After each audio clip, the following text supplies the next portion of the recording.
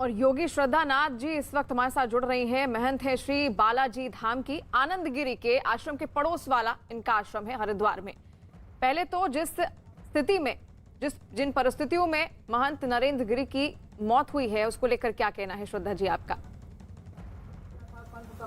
मेरा ये कहना है, ये संत समाज के लिए बड़ा दुख का विषय है। आज उनकी हत्या हुई है या आत्महत्या हुई है तो आनंद गिरी ने गुरु और शिष्य के रिश्ते को बड़ा शर्मसार कर दिया है, संत समाज को भी शर्मसार कर दिया है। आज संत समाज बड़ा दुखी है। आज संत समाज बड़ा शोकाकुल है। जी अखाड़े ने इनका बहिष्कार भी कर दिया था कुछ महीने पहले, और इनकी जो गतिविधियां हैं वो संदिग्ध हैं। इनके आश्रम में भी कोई अच्छा व्यक्ति आता नहीं, इनको पैसे की बहुत ज्यादा हवस है। इन्होंने यहाँ भी जो आश्रम बनाया है आप देख रहे हैं, ये काफी जमीनें कब्जे कर ली है। कभी रोड पे कमरा बना देते हैं, कभी गंगा की जमीन घेर लेते हैं। गुरु से भी ये पैसा मांगते रहते थे। इनके पैसा मांगने के कारण से इनके गुरु बड़ा दुखी थे शुरू से ही। मैं इनके गुरु जी को भी जानती हूँ और वो बड़ा दुखी थे इनसे। जो मुझे तो लगता है कि वो आत्महत्या नहीं कर सकते, इतना मजबूत व्यक्ति थे। और इस जो ये हुआ है हत्या या आत्महत्या, इसकी सीबीआई जांच होनी चाहिए, ऐसा संत समाज की भी मांग है और मेरी भी मांग है। जी श्रद्धा जी, आनंद गिरी जी का यह कहना है कि उनके खिलाफ साजिश रची जा रही है। हाँ, उनकी गतिविधियां संदिग्ध थी। यहाँ कम से कम जब से ये आए 8-9 महीने से 25-30 लड़के, जिनका कोई आईडी नहीं, पता नहीं, कोई 10 दिन रहता है, कोई 15 दिन रहता है, चला जाता है। यहाँ के रहने वाले आसपास के लोग इनसे कोई मतलब नहीं रखते, संबंध नहीं रखते, क्योंकि इनको अच्छा नहीं मानते लोग। जी श्रद्धा जी, महंत नरेंद्र गिरी जी के साथ आनंद गिरी का किस तरह का आचरण था, किस तरह का संबंध था? क्या विवाद अक्सर होते रहते थे? नहीं, महंत नरेंद्र गिरी इनको चारित्रिक विषय पे अच्छा रहने के लिए बोलते थे। ये उस बात को नहीं मानते थे। इनकी पैसे की हवस इतनी ज्यादा थी, ये बार बार गुरुजी से पैसा मांगते रहते थे। जी, और मौत से पहले जब वो क्या पैसा नहीं देते थे तो ये विवाद करते थे, उन पे आरोप लगाते थे। ये कहते थे कि हम ऐसे आरोप में आपको फंसा देंगे कि आप निकल नहीं पाओगे, पैसा मांगते थे ऐसा कह के। जी श्रद्धा जी, क्या मौत से पहले किसी तरह का विवाद दोनों के बीच सामने आया था, नरेंद्र गिरी जी और आनंद गिरी के बीच में?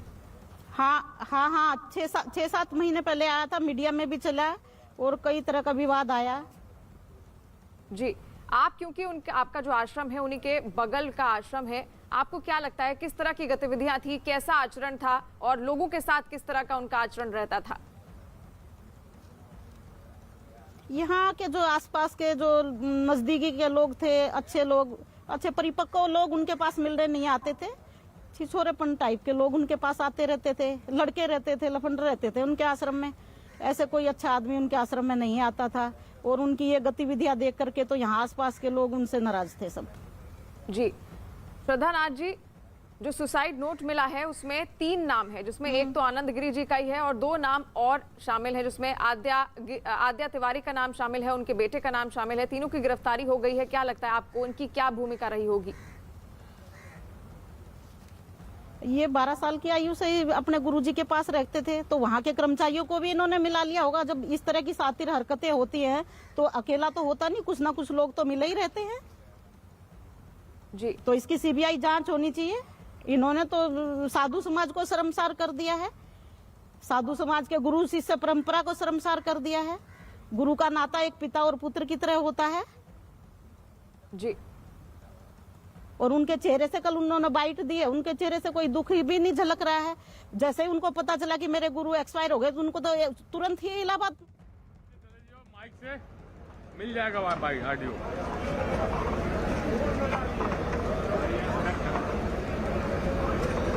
भाई जी सब कहाँ है सब?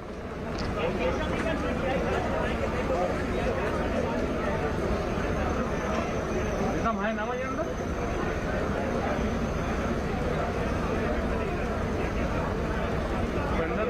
और उत्तर प्रदेश के डिप्टी सीएम केशव प्रसाद मौर्य को इस वक्त आप देख रहे हैं जो प्रयागराज पहुंच चुके हैं और कुछ ही देर में सीएम योगी आदित्यनाथ भी वहां पर पहुंचेंगे। और आज अंतिम दर्शन के लिए महंत नरेंद्र गिरी के उनका शव रखा गया है, जिसके बाद 2 बजे के आसपास उनका शव पोस्टमार्टम के लिए भेजा जाएगा। और उसी को लेकर ये तस्वीरें इस वक्त आप देख रहे हैं जहां पर उत्तर प्रदेश के उप मुख्यमंत्री केशव प्रसाद मौर्य प्रयागराज पहुंच चुके हैं।